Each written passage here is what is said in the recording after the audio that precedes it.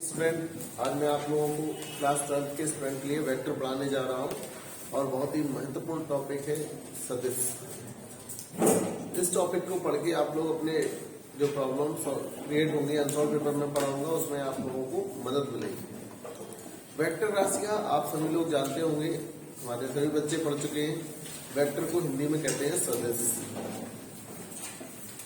वे राशियां जिनमें दिशा परिमाण के साथ साथ दिशा की आवश्यकता होती है वो सदिश राशियां कहलाती हैं। ऐसे ही बच्चों, आज मैं आप लोगों को जो 12th क्लास में वेक्टर का यूज होता है उसके बारे में समझाता हूँ। सबसे पहले तो बेटा पहला शब्द आएगा आप लोगों के लिए, स्टार्टिंग करते हैं पोजीशन वेक्टर।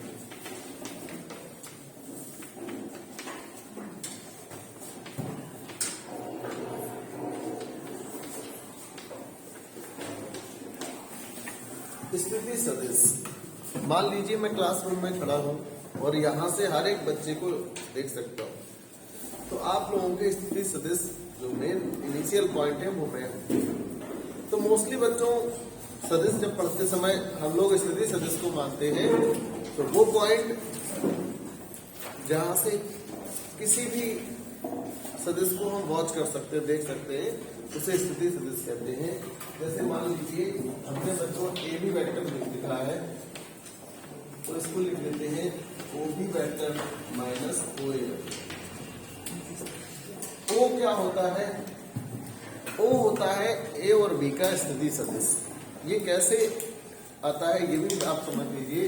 जैसे मान लीजिए ये पॉइंट ओ है और नहीं सॉरी ये ए पॉइंट है, ये बी पॉइंट है। हमें ए बी वेक्टर बताना है और वो यहाँ पर है, कहीं पर भी हो सकता है, इसको मान लो ज्वाइन कर दिया। तो अगर हम ए बी वेक्टर लिखेंगे तो आप देख सकते होंगे डायग्राम में ओ B vector minus O A vector.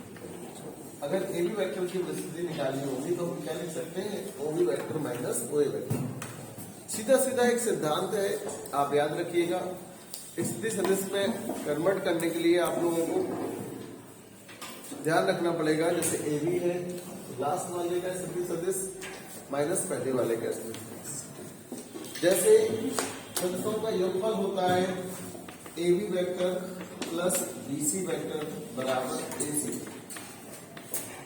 आप स्थिति सदिश से भी इसको सिद्ध कर सकते हैं। जो सदिशों का योग करते हैं तो वो ए सी वेक्टर के बराबर होता है, और वो कैसे होता है वो ध्यान रखिएगा। उसके लिए आप लोगों को पता होगा, एलएचएस पार्ट लेके चलेंगे।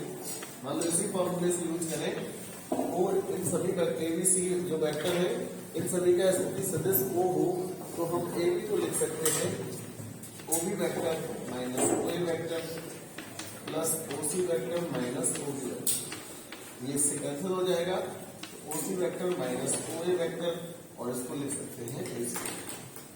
तो ये कहलाता है स्थिति सदिश। दूसरी बात आती है, इन सदिशों की दिशाएं होती हैं, डायरेक्शंस होती हैं, जहां पर एक्स एक्स वाई एक्स और जेड एक्स 3D में आप लोग पढ़ चुके हो। 3D में मैंने पढ़ाया था, जो एक्स एक्स की दिशा होती है वो आई कैप मान लेते हैं, वाई एक्स को जे कैप मान लेते हैं, जेड एक्स को के कैप। मान लीजिए कोई बिंदु दिए गए 1, 2, 3 और आपको यहाँ पर ये अदिश राशियां दिख रही है, लेकिन इसका स्थिति सदिश में अगर इसकी पोजीशन हम 3D में बनाएंगे तो यहाँ पर लिख सकते हैं एक्स आई कैप 1 आई कैप 2 जे कैप प्लस 1। इससे पता चल रहा है इसके जो घटक है, कंपोनेंट्स है, एक्स एक्स पर आई कैप, वाई एक्स पर 2 जे कैप और जेड एक्स पर 2 के कैप। ये मान लो कोई एक बिंदु है। दूसरा बिंदु है बी 5, 7, 8 और आपसे कहा जाए कि इन दोनों बिंदुओं को मिलाने वाले वेक्टर का स्थिति सदिश निकालिए, ए बी वेक्टर निकालिए। तो आपको ध्यान रखिएगा इसका स्थिति सदिश ए का ओ ए। ओ होता है इनिशियल पॉइंट, यहां से आप position vector X X Y X Z X की दिशा ज्ञात कर सकते हैं। तो इसको लिख सकते हैं ओ बी माइनस ओ ए, और ओ बी क्या हो जाएगा 5 आई कैप प्लस 7 जे कैप प्लस 8। तो ये हो गया बच्चों, जब माइनस करेंगे तो 4 आई कैप, 7 प्लस 2 करेंगे 5 जे कैप, एक में से करेंगे 5। ये आपका कहलाता है स्थिति सदिश। अब इसमें जो मोस्ट इंपॉर्टेंट चीज है वो आप लोग समझ लीजिए। पहला आता है इस स्थिति सदिश के बाद जो वेक्टर ए बी निकाला इसका परिमाण, किसी का रिजल्टेंट मान लीजिए लेट कर लिया मैंने ए वेक्टर बराबर A1 i cap plus A2 j cap plus A3 k। जो इसका मॉडुलस ए निकालना हो जिसको हिंदी में परिमाण कहते हैं, इसका फॉर्मूला होता है under root A1 square plus A2 square plus A3। आप याद कर लीजिएगा A1 A2 इसके कंपोनेंट्स होते हैं। मैं फिर से याद दिला दूं, जैसे A1 A2 A3 ये है पॉइंट्स, आई कैप जे कैप के कैप के गुणांक होते हैं। ये इसका कहलाता है परिमाण। फिर बच्चों एकांक सदिश ए कैप होता है, ये भी बहुत यूनिट वेक्टर इसको कहते हैं। ए कैप को बोलते हैं, किसी के ऊपर कैप लगाओ तो वो इकाई सदिश होता है और उस इकाई सदिश का मान निकालते समय फॉर्मूला याद कर लीजिएगा वेक्टर ए अपॉन मॉड ए। तीसरा होता है वेक्टर ए का बी पर प्रक्षेप। प्रक्षेप भी कभी कभी एक नंबर का क्वेश्चन आता है, तो आप लोग याद कर लीजिएगा वेक्टर ए और बी अपॉन मॉड बी। अब ये डॉट, यहां पर फिर से आपके लिए क्वेश्चन आ गया डॉट। जब हम मल्टीप्लाई करते हैं तो 2 टाइप्स के प्रोडक्ट होते हैं। वो 2 टाइप्स के प्रोडक्ट क्या होते हैं वो समझना है आप लोगों को। एक होता है डॉट प्रोडक्ट, जिसको कहते हैं स्केलर प्रोडक्ट।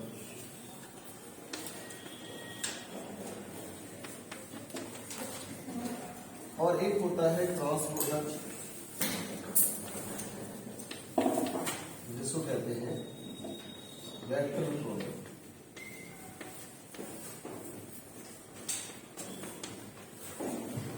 बच्चों मल्टीप्लाई 2 टाइप्स के होते हैं, एक डॉट एक क्रॉस। जो डॉट प्रोडक्ट होता है उसको हम स्केलर प्रोडक्ट कहते हैं, जो क्रॉस प्रोडक्ट होता है उसको वेक्टर प्रोडक्ट कहते हैं। 2 वेक्टर्स हैं, the product of 2 vectors in the scalar form like this dot product. 2 सदिशों का जो अदिश गुणनफल होता है, हिंदी में इसको लिख सकते हैं 2 सदिशों का अदिश गुणनफल बराबर होता है mod of A mod of B cos theta. ध्यान रहे बच्चों, किसी भी सदिश का जब मॉड निकालते हैं, पहले वो सदिश था वेक्टर लगा था, फिर उसका मॉडुलस निकालते हैं, मापांक ज्ञात करते हैं, तो वो आपका कहलाता है अदिश स्केलर क्वांटिटीज। जैसे यहाँ पर मॉड ए लिखा है तो उसको हम ए लिख सकते हैं, मॉड ऑफ बी लिखा है तो उसको बी लिख सकते हैं, क्योंकि आपको पता होगा कि जिस पर वेक्टर नहीं होता है वो अदिश, यानी वेक्टर मतलब होता है जो डायरेक्शन शो करता है उसको हम सदिश बोलते हैं वेक्टर। जो डायरेक्शन नहीं शो करता, जिसमें ऊपर दिशा नहीं लगी है, तो वो अदिश राशियां होती हैं।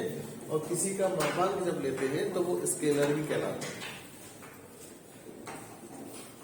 और बच्चों दूसरी बात एक और समझ लो, एक होता है सदिश का वर्ग, ये लाइन भी याद कर लेना, सदिश का वर्ग बराबर मापांक का वर्ग।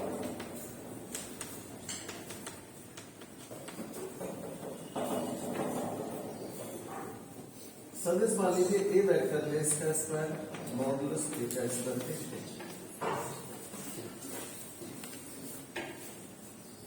दूसरा फॉर्मूला ए क्रॉस बी,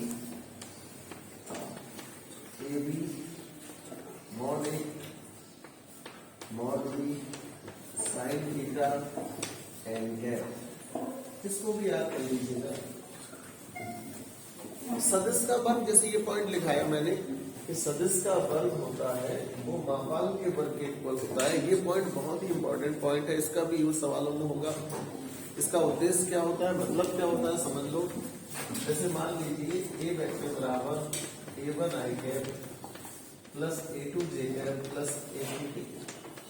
हमें ये प्रूव करना है सदिश का वर्ग मापांक के वर्ग के बराबर होता है। तो पहले हम सदिश का वर्ग निकालें, तो इसको vector A dot vector A लिख सकते हैं। a1 i cap plus a2 j cap plus a3 k cap. फिर से लिख लीजिए a1 i cap plus a2 j cap plus a3 k। जैसे डॉट प्रोडक्ट का रूल होता है, डॉट होता है यानी अदिश गुणनफल। जब डॉट प्रोडक्ट करते हैं तो i का i से, j का j से, k का k से। i का i से गुणा किया a1 square i into i। बच्चों ये भी याद रखो पॉइंट, i डॉट i होता है उसका मान 1 होता है, i क्रॉस i हो उसका मान 0 होता है। ऐसा क्यों होता है मिस्टर मुदित? ऐसा इसलिए होता है कि i डॉट i जब 0 होता है तो उस समय जो दो सदस्य हैं उनके बीच का कोण 0 अंश होता है, क्योंकि i और i वो एंगल कितना बन रहा है 0। जब 0 हो तो आपको पता है cos थीटा में cos 0 का मान क्या होता है 1, इसलिए इसका मान होता है 1।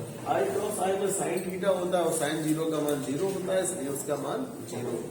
ये पॉइंट याद रखिएगा।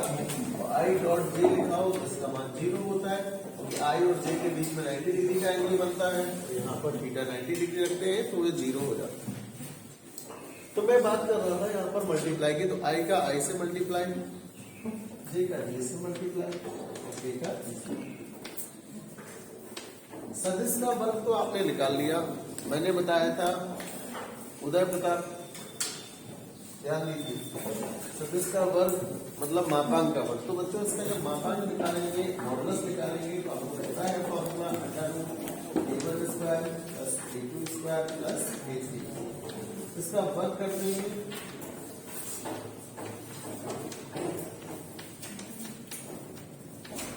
इस तरह से, ये कहलाता है बच्चों, आप देख लीजिएगा सदिश का वर्ग का मान आया था वही मापांक के वर्ग के बराबर है।